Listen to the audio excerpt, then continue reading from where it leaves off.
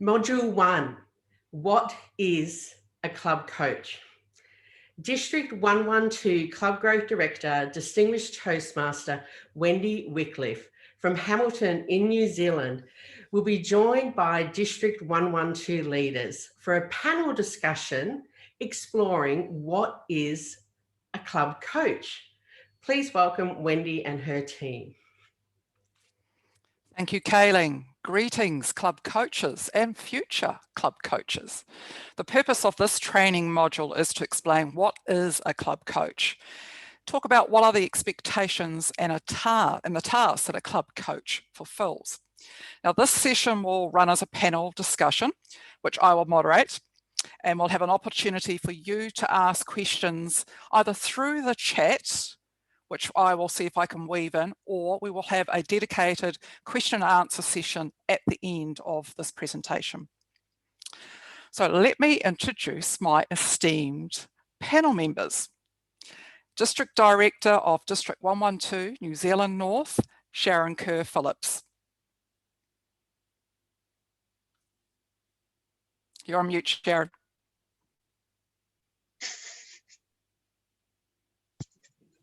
Thank you very much, Wendy. I've been a member of Toastmasters since 2009 and am absolutely passionate about the growth that it offers to people. I have had all club officer roles multiple times. I've been an area director twice, division director once, been a member of the trio, and I've charted about 15 clubs, have been club coach, sponsor, mentor multiple times, and am currently a member of 6 clubs. Thank you, Sharon. Welcome. Program Quality Director, Stephen Budai from District 112. Please introduce yourself. Thank you, Wendy. Ladies and gentlemen, my name is Stephen Budai. I'm DTM. I've been a Toastmaster for 13 years. I belong to 3 clubs at the moment, and I have every intention of joining 2 before the end of this Toastmasters year. I am very passionate about Toastmasters, its membership, its members, mentoring, and everything to do with pathways. So I will help everyone and anybody that comes my direction. Back to you, Wendy. Thank you, Stephen. And my last panel member, also my written evaluator for this level 5 project, Pathways project I'm doing today. Please welcome Public Relations Manager, Elizabeth Fujon. Welcome, Elizabeth. Thank you, Wendy.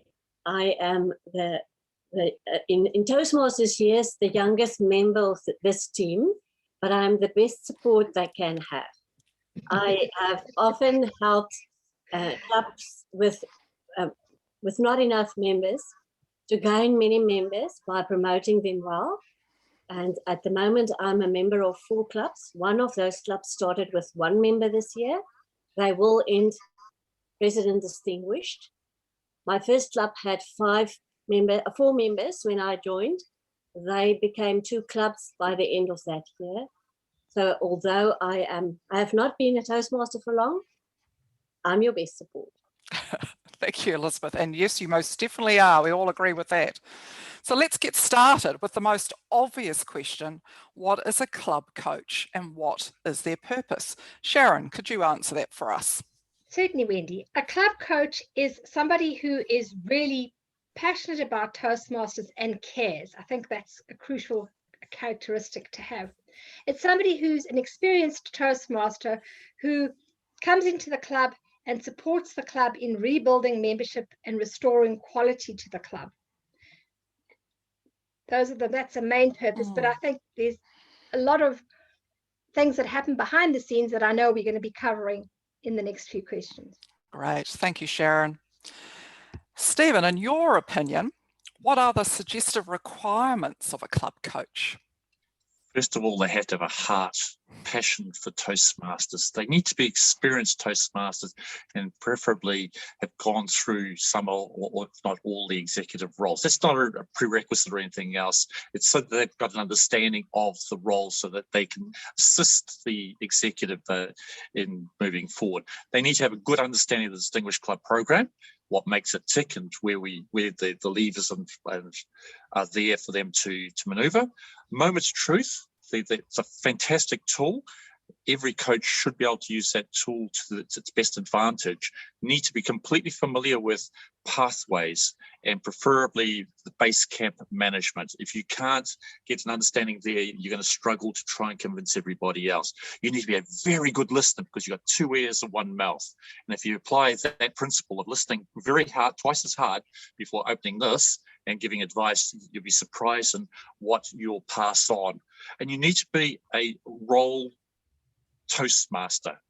That is a core that you cover all the core values of Toastmasters: integrity, respect, excellence, and service. Back to you, Wendy. Thank you, Stephen. So Elizabeth, how does a club qualify for a club coach?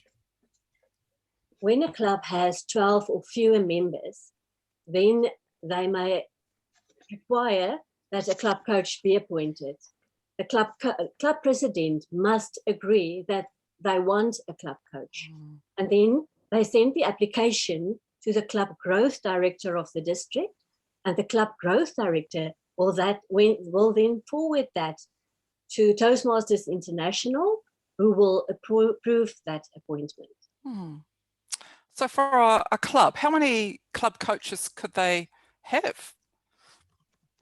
Well, they can have 2 club coaches appointed. Yeah, that's great. What do you think the advantages of having 2 club coaches?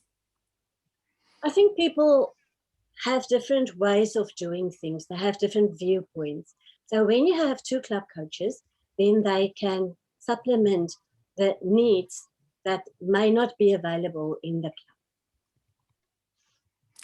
And people often ask, how long do I need to be a club coach for? How long am I appointed for? What's the answer to that one, Elizabeth? Well, you have 2 years to help the club to grow, to become a distinguished club. Some club coaches are able to do that in a shorter period, but you have 2 years from the day that you are appointed. And if you are a club coach, what recognition and support would a club coach receive? I think that's one of the best benefits, because when you are a club coach, then it's also one of the ticks that you need to tick off when you want to become a distinguished Toastmaster. So helping a club will not only help them, but it will also help you to reach your goals. Thank you, Elizabeth. Now, Sharon, I know you wanted to make a couple more comments here, so over to you.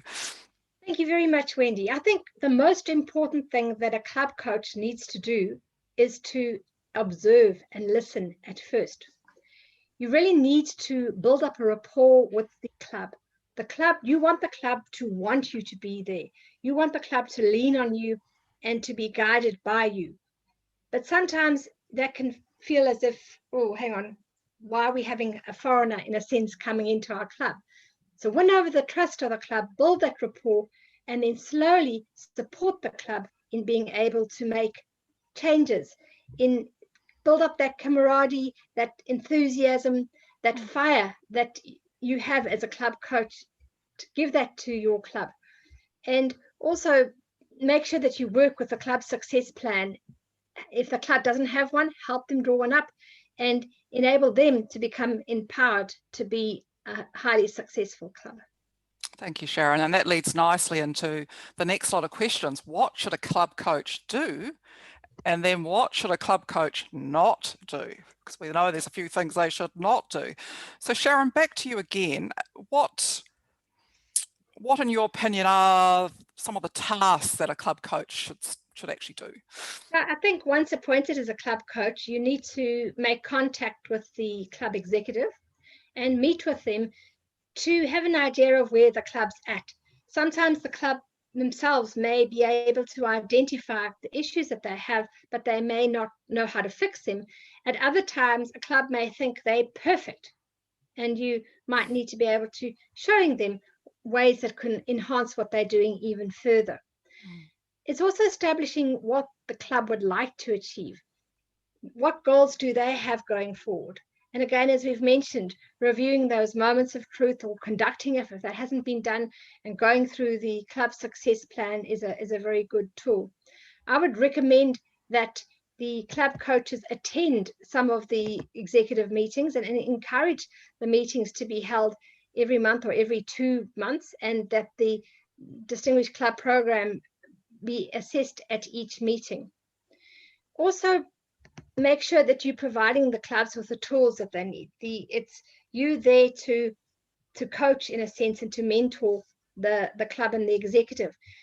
See where the gaps are, fill in those gaps, teach the club to use Club Central if they don't know how to use it, how to read the distinguished performance reports. Enable them to hold effective meetings, quality meetings. You want to have high quality meetings, and if that involves suggesting that they may occasionally have a test speaker or hold educationals, you need to have a look and see what the club needs and wants and adapt your approach from there. Great points, Sharon. I, as Club Growth Director, I'm trying to find club coaches, but I sort of advocate you don't have to even live in the city. So with the beauty of Zoom, executive meetings, you can all meet online. So it's a great way to, as a club coach to do that. So Stephen, the reverse of Sharon's question, what should a club coach not do? Well, first of all, Wendy, I never reverse anything on after speaking with Sharon. But because you've asked so nicely, I'm going to contradict, well, not contradict, I'm going to look at the other side of the coin. There's two things in particular that I think a coach shouldn't do. One is be a member of the club. It's so easy for a DTM or someone who's very experienced within the club to asked to be the coach. And I think when you're so close to the action, you need to step away from it and allow someone from outside, fresh eyes, fresh ears, fresh thoughts, fresh passion to come along and offer their advice, experience and knowledge to the club to move it forward. The other thing is they shouldn't do everything. And I'm going to repeat that. They shouldn't do everything. It's so easy for a coach to take over and say, I'm going to be the president, I'm going to be the VP, I'm going to do this, I'm going to do that, I'm going to do this and everything else. Then you become the crutch. And that's not the purpose of what a coach is there for. The coach is there to give as much assistance, guidance, and help, but not to do the work itself.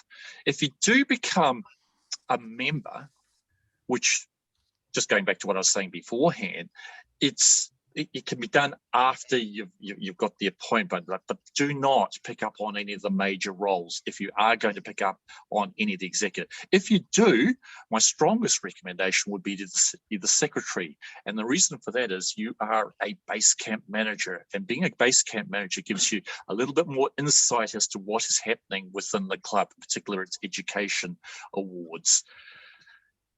Finally, what you shouldn't do is you shouldn't try changing the culture of the club. Culture is something often very unique to a club, and you need to understand it rather than trying to turn it around, unless there's something really septic about it, and then you need to probably get some further advice on that one there. But I think if you avoid being a club member for starters, and if you have to join after a period of time, stay away from being on the executive. If you have to, only pick up on, say, the secretary's one, and don't try changing the culture. Back to you, Wendy. Great advice, thank you. And I see in the chat that Rose has got a question there. Can an existing club member become a club coach for that club? Which you did touch on, Stephen, and of course you're shaking head. So Rose, a very good question, but yes, and hopefully we've answered that for you. Equally, Adrian, as a club coach, are you allowed to join the club? And what was your answer on that, Stephen? Yes, afterwards. So you are appointed, and if that means you wish to become a member after that, do it for the right reasons. Correct. It's really important. So I'd like to take this opportunity for our existing club coaches, future club coaches, to ask any question they would like to know about what is a club coach. And I'm going to pass those questions over to the panel. So either chat away or please unmute yourself. You're most welcome to ask that question. Wendy, if while the questions are coming through, I'd just like to add something about becoming a member.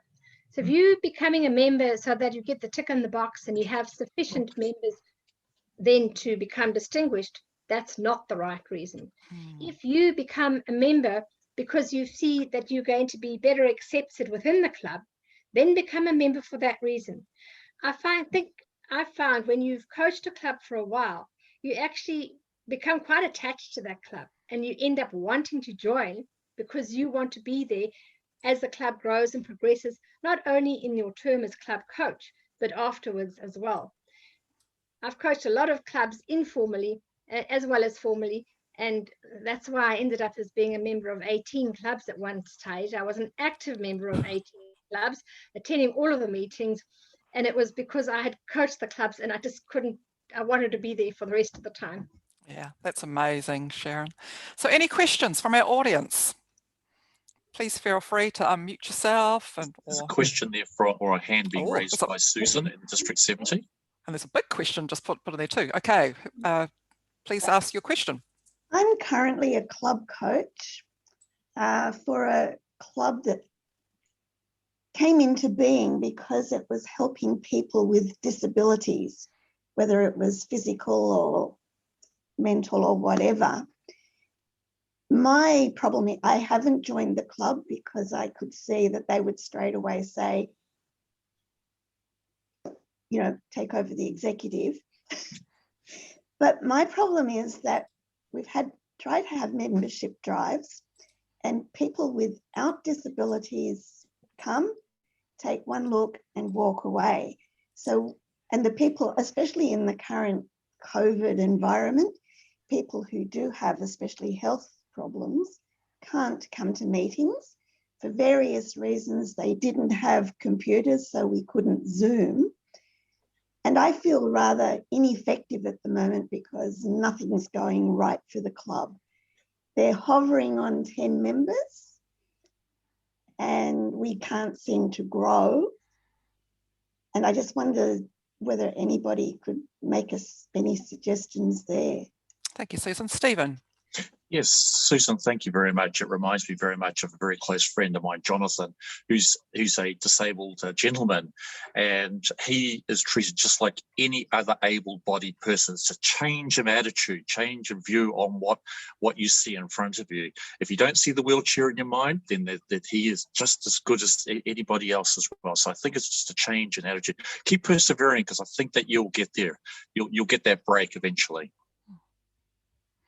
Elizabeth, can I ask you, with your experience in the clubs that you're involved with, especially in Division P, they've got a club probably similar to Susan. What's your experience there for those members? I think the most important thing you have to do is to really try to understand people. Become not only a club coach, but their friend. See where their fears are and where their needs are. Very often, and I think that's also what Alicia in the chat is trying to understand. Very often you have members who seems like they are stuck in the old ways. And it's not so much a question of stuck in the old ways as that sometimes people feel overwhelmed with new things. And the stubbornness is a question of we don't know how to move on. But when you hear people's hearts, when you listen to them, when you help them to get onto the new pathways or onto a new program, and when you see them as worthy people so that they feel valued and they help other people, then very often they become unstuck and they become your most valued members who can help you to grow. So Alicia has asked a very good question about, how do you change it when people are quite stubborn? And I'm going to ask, oh, Sharon, you got your thumbs up anyway, if you like to refer to that. Yes, I think that's something that's really important when you're dealing with people who have been members for a long time. Those people have built up kudos throughout the years. They're respected, they have value. And suddenly a new program comes in and it makes people feel vulnerable. Will they still be appreciated? And I think it's really important that the skills that those people have, that they can offer in pathways, needs to be emphasized very much. And then at the same time, trying to get those members to see that, yes, they have so much value that they're going to contribute. And a plus side of it being pathways and something different is that they're going to be learning. As mentors and as proteges, it's a two-way street. The best relationship, the best bonding, the best growth comes when you're each teaching skills to each other. And so valuing those people, and I think Elizabeth really expressed it very well in persevering, appreciating those people, using their skills, and developing that relationship that makes people want to stay. Great. We have a question from Sally. I'm hearing from you it's better not to join the club you're coaching, which I think would mean that the executive would hopefully do their roles. Correct, Sally? I've seen 2 club coaches eventually become president and vice president of education of the club they're coaching, therefore difficult to let the club go. So panel, who would like to answer that one? Stephen, thank you. Yeah, it's sad when it's a situation which does occur from time to time where a club coach just wants to do things because they get frustrated. Again, I think it's been spelt out. You need to be patient. You need to see the special characteristics in each of the members that are there and encourage them to be the club president, mentor them, utilize the area director as well. Don't take over, because then what that says to me is, oh, you guys can't do it. I don't have faith in your ability. I'd rather turn that around and say, look, Elizabeth, you as a member here, I believe that you have got the ability to be the greatest leader of this particular club. I will be your mentor. I'll encourage you to, with other mentors, to do your job there. That's what I would prefer to do rather than taking over. It's so easy for us, a good many of us in this audience here who have got experience to just take over because we can see what needs to be done. But wouldn't it have been a nicer feeling? I'm getting goosebumps just thinking about it now, where I can encourage someone else, giving them the guidance and my experience, but not telling them how to do it completely. Let them make the odd little mistake, because that's where we learn. I'd rather do that and persevere over a longer period of time. Thank you, Stephen. Alicia, did you still have your hand up for a question? It wasn't a question, it was just to elaborate. I certainly agree with everything that's come out in terms of the shifting of the mindset, the idea of seeing the value in everybody and bringing that and making people feel that they can contribute. I guess where it is difficult for this one particular club that I have in mind is where it's more of and I guess it will come down to shifting mindset, but a couple of the members have a sense of ownership of the club, and they want to let go.